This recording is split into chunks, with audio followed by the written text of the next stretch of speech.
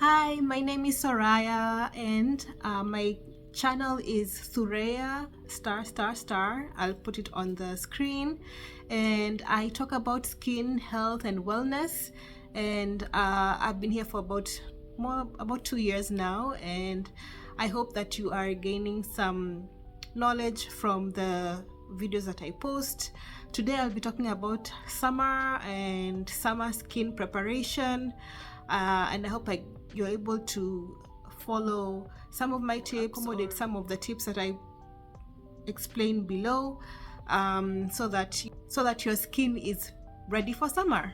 Summer is supposed to be here in New England, but it's still rainy, it's still dull, it's still cloudy, and then sometimes sunny. It's not reached the peak where it's sunny and humid, but the humidity is there because it's been raining and the temperatures are rising, so it is more humid than it was in winter. And for some people, especially for some other people, the humidity causes acne breakouts. For me, my breakouts are mainly when it's dry. When it's winter, it really reacts so bad. In fact, the last winter, I went to Mombasa, it was sunny and my skin recovered, and then when I came back immediately, both from the plane and the dryness from the environment, my skin broke out so bad. So I've just been trying to heal the breakout rashes, hyperpigmentation, and it has taken a while, but that's why you have to understand your skin, you have to be self-aware, you have to know what is causing what, and try and investigate a little bit to see what affects your skin. So yeah, for me usually it's dryness, not really the humidity, because when I was in Mombasa, because of the humidity, my skin was able to heal faster, I think. So I have some breakouts usually, but it's not as bad as when I have them here in winter. So yeah, but I'll still talk about breakouts and summer and what you can use for your skin prep during summer. So of course, for the sun, especially when you're out and about, you need your sunscreen. I am going to talk about sunscreen in my later videos. I had talked about it a long time ago, but I can put that you can check my playlist on acne, but I'll try and put a video card or in my description the video that I talked about sunscreen. There is physical or mineral sunscreen, and then there's a chemical sunscreen. There's things like UVA, UVB, so I'll be talking about that later. But I usually use sunscreen, and I've been researching, and I've come to realize that we need a higher level of sunscreen. So right now I am using 50. So sunscreen has really helped me with my hyperpigmentation. It has reduced how dark my spots are after I get a rash. Our dark skin, if you watch Dr. V's videos, is very sensitive, and if you're acne prone and you have a sensitive skin like mine, you're prone to hyperpigmentation. So the sunscreen has really helped a lot in trying to reduce how dark my spots are and to quickly fade away my spots. So I use right now I have 2 sunscreens because I was just trying out this one. So this one is by Fig, which is a mineral sunscreen. I don't know if you can see that. It is an SPF 50. It's broad spectrum. It has zinc oxide. I prefer my sunscreens to have zinc. The zinc is healing for my skin, and it's also protective for the sun. It also has hyaluronic acid and sea algae extract, and it does say invisible finish, which it is invisible. So I really like this sunscreen. It's expensive. It's a little bit expensive, on the expensive side, but you use it, you need very little to apply. Of course, you have to apply. It says apply every 2 hours. I'm usually out less than 2 hours, so I just apply it once before I go to work or before I go out. Usually it's just to the supermarket and things like that, and then I'll be back. So yeah, it's made in the US. You can get it on, I think, www.fig.com. So yeah, you can try that one, Fig. And then I also have the drugstore one, which has worked for me for a while, which I've been using from before. This is the CVS sunscreen, which it used to have it come in a small can, but now it comes in a tube. They kind of changed the branding, but it's clear zinc lotion. As I told you, I like zinc. It's an SPF 50. It has both UVA and UVB protection. I don't know if I can focus. I don't know if it's gonna focus. It's water resistant, and it's chemical free. It says oxybenzone, octinoxate free. Yeah, and it's not greasy. This one can be a little bit greasy, but this one is not greasy. It applies very quick, and it doesn't have a white cast. So yeah, I like this one. And it's cheaper than the other one for sure. So I have the sunscreens, which are help me for my hyperpigmentation, and of course for preventing the sun rays, which can be damaging to your skin. Apart from using the sunscreen for blocking the sun rays, you can also use a hat. For example, when I was in Mombasa, I used to use the hat, especially because the sun is kind of direct, and sometimes when you later in the summer, now in like New England, the sun can be really hot.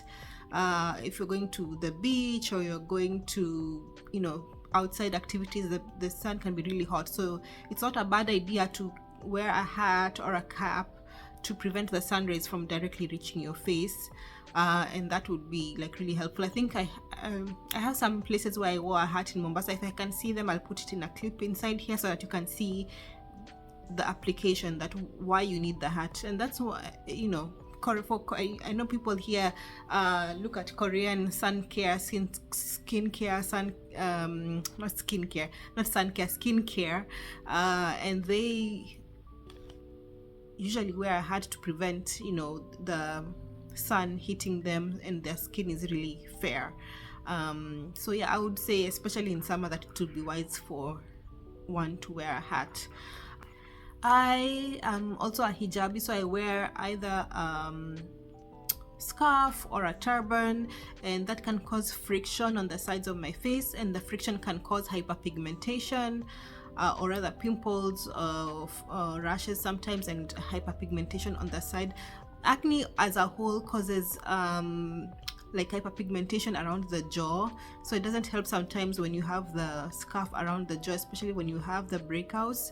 But you know what to do. I try, like when I'm in the house, to wear just something that is like turban, or not wear anything on my head at all, so that there's less friction. But when I'm outside, then it depends on what I'm wearing. I might wear my hijab with a hat, or just a turban, or with a long neck sleeve, whatever I feel comfortable with, so that it's not there's not too much friction around that area, so that there's less likelihood of getting a rash or friction or erosion around that side. So because I am prone to different triggers from the acne, I just have to be on top of it all the time. And if you're an acne person who has acne like me, then you probably have an acne regimen. But this is what I use, or some tips that you can use to reduce your acne. So first of course is your diet. Increase your water intake. Make sure you're drinking a lot of water so that there's less toxins in the body, so that you're flushing away any toxicity in the body which would lead to the eruptions.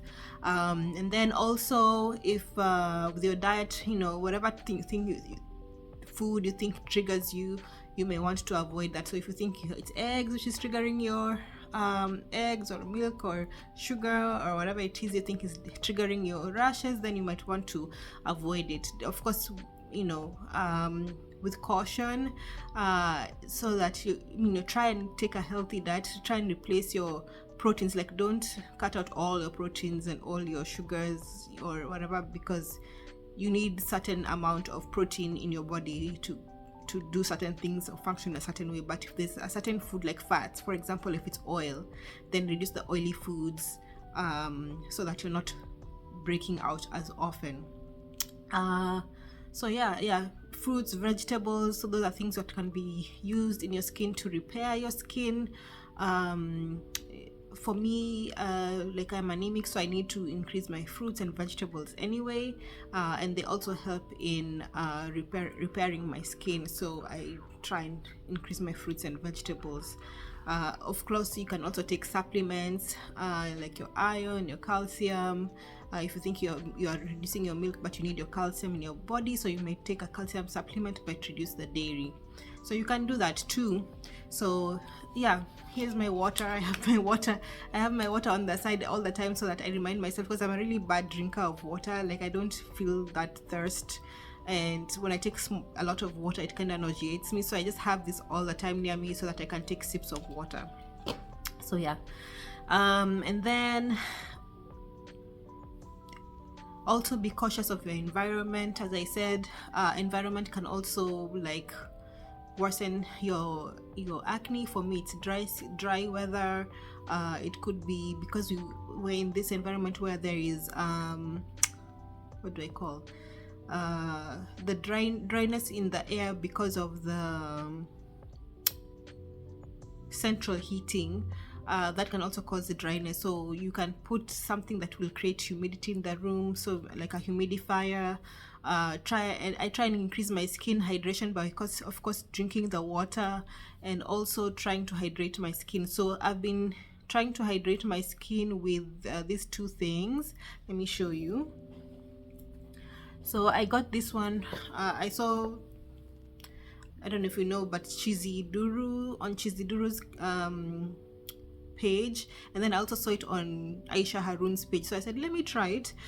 So this is the Clinique Moisture Surge. I don't know if you can see it. Clinique Moisture Surge, which is supposed to be 100 hours. For me, it's okay. It's supposed to be a gel. It's a very light gel.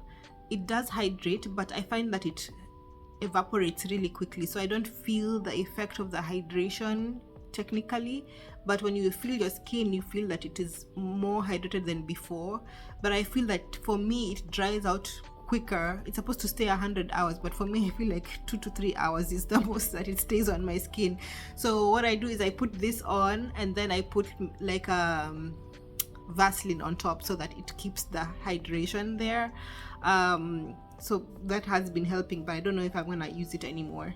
And then I also recently bought hyaluronic acid, which is also supposed to be hydrating. This one I got on TikTok. It's Wake Nature Perfection, and it's like vials of hyaluronic acid. It looks small, but it's actually, when you put it on your like palm, it's really a lot, and you can put it on your face and your neck. And also the same thing, it hydrates my face. This one is not as drying as I feel the other one is, but I still put some Vaseline on top so that it keeps the hydration in there. Not bad, it's not bad. So yeah, that is that. And then, so that's hydration, keeping your skin moist. And also, when, for me, especially because I get breakouts, it does sometimes break my skin barrier, and I need that moisture to heal the areas that are broken, which comes to the point of healing the pimples when they come. So when you have your pimples, what I do is I use the pimple patches. I've been using this one in particular, and it seems to work okay. I use this one because it just has different sizes, and it's a lot, 120 patches, which for me, because of the breakouts, which were so much this last 2 months, I need a lot of patches to heal the different areas. And you can see they have like 3 of these in there, so not bad. It's worth the money, and it does the work. So yeah, there are different types. There's this one, there's a plain one which just has the colloid, and then this one has both the colloid and tea tree and salicylic acid. So that works for me. It really helps with healing the pimples quickly. And then, apart from cleansing my face and hydrating it, and then putting the pimple patches, I also use something for the hyperpigmentation itself. I sometimes use Curology, so I have this Curology dark spot serum, which is formulated for me, and it has, I believe, niacinamide. Let me see what it has, but it was niacinamide, I forget the other two. Yeah, it says discoloration fading complex with niacinamide. Yeah, so I forget what the other 5 things that it has, but yeah, it helps for the hyperpigmentation of my face. And then once in a while, because my face is very sensitive with acids, I might use like low doses of the benzoyl peroxide at times, or the Paula's Choice 2% for chemical exfoliation. But this one sometimes causes, like, my skin will be fine, and then when I put that on, it works, but it can cause like skin erosions in areas which are prone, where pimples can occur. So I have to use it really, like, very gently. I can't just use it all the time. So that's what happens with that. So those have been my acne regimen, and I believe it can work with you guys too. So hydration, right diet, making sure that you know how to target your pimples and try and reduce the pimples occurring, how to treat the pimples, and how to reduce the post hyperpigmentation, scarring, sequelae of the pimples. And then, so once you know what you want to do, then your skin heals faster, and you're able to have a clearer skin. You may be using other things, other people use natural things. I know sometimes I use masks. Also, once in a while I've been using my turmeric mask. Actually, I use the turmeric and kojic pads, which I can also link in my video, and that also helps with my pigmentation big time. Yeah, so that's what I do, and that's what you can do for your summer prep. The main thing is your sunscreen, and using something physical to prevent the sun hitting your skin, so that you don't have a lot of damage from the sun or hyperpigmentation, especially for our dark skin. And if you're acne prone and you have hyperpigmentation, that would be your number one. The second one is your hydration, and then the third one is keeping up with your acne regimen. So I hope that has helped you.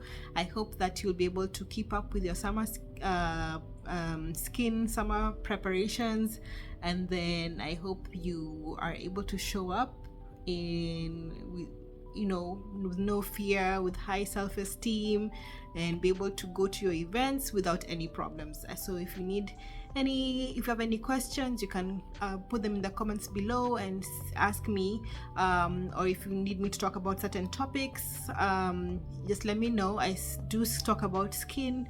As of now, I like talking about acne. I'm gonna put a video for sunscreen, so I'm gonna be putting that up probably next sometime.